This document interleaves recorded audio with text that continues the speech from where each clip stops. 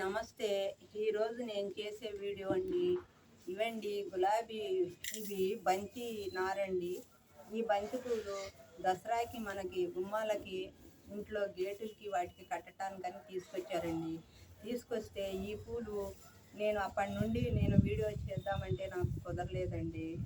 ఈరోజు నేను ఇది వీడియో చేస్తున్నానండి. ఎండిపోయినాయి కొంచెం. వీటిని కొన్ని పువ్వుల్ని తీసుకుని కొంచెం వాటర్లో వేసేసి మనము అట్లా ఉంచేసి మూత పెట్టేసి అలా ఉంచేయాలండి. ఒక 20 రోజులు 15 రోజుల వరకు అది చక్కగా కంపోస్ట్ అవుతుందండి.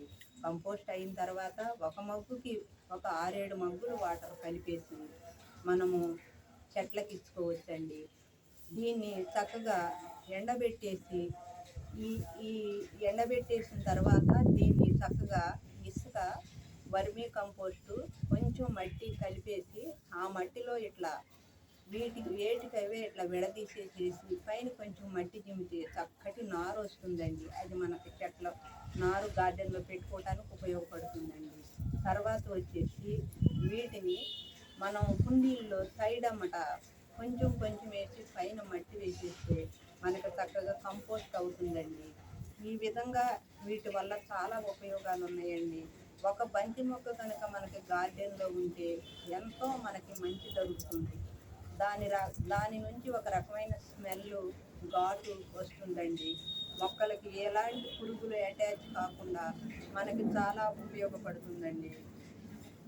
ఈ విధంగా దీని ద్వారా మనకి ఎన్నో ఉపయోగాలు ఉన్నాయండి.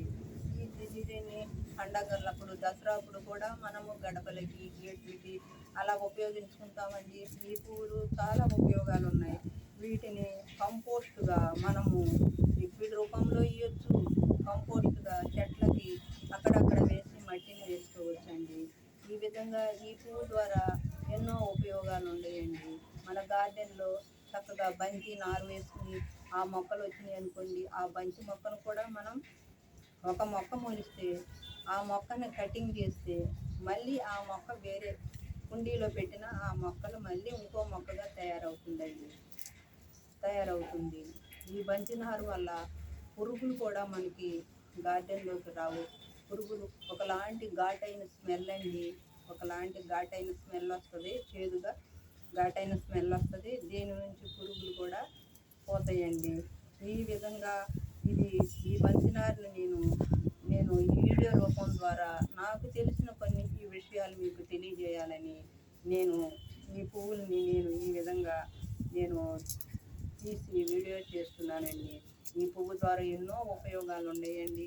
ఈ పువ్వుని ప్రతి ఒక్కళ్ళు కూడా పండగలప్పుడు ప్రతి ఒక్క ముఖ్య ప్రాధాన్యత ఈ పువ్వు అండి. దసరాకైతే చాలా ప్రాధాన్యత ఈ బంతి పువ్వులో కూడా ఎన్నో రకాలు ఉన్నాయి. నూక బంతి, కారపు బంతి, ముద్ద బంతి, ఇట్లా ఎన్నో రకాల బంతి పూలు ఉన్నాయండి.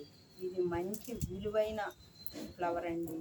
ఇది మంచి విలువైన ఫ్లవరు. ప్రతి ఒక్క దసరాకి మాత్రం ముఖ్యంగా దీన్ని మనకి దర్వాజాలకి, గేట్లకి ఈ పుష్పాన్ని చక్కగా అలంకరిస్తారండి. ఈ విధంగా దీని ద్వారా చాలా ఉపయోగాలు ఉన్నాయి. ఇది కంపోస్ట్గా ఉపయోగపడుతుంది. లిక్విడ్గా నానబెట్టేసుకుంటే ఒక 20 రోజుల్లో పర్మనెంట్ అవుతుంది. ఆ లిక్విడ్ కూడా చెట్లకి మనం ఇవ్వచ్చు. ఈ ఘాటుని ఇస్తుంది. పురుగు కూడా పోతుంది. ఈ విధంగా దీనివల్ల ఎన్నో ఉపయోగాలు ఉన్నాయండి. దీన్ని నేను ఈ విధంగా ఈరోజు ఈ నారుని, ఈ బంతి పుష్పాన్ని నారు కూడా పోసుకుని మొక్కలు కూడా ఉపయోగించుకోవచ్చు. ఈ విధంగా ఈ బంతి నారుని ఈ విధంగా వీడియో ద్వారా తెలియజేయాలని ఈరోజు ఈ వీడియో చేస్తున్నానండి.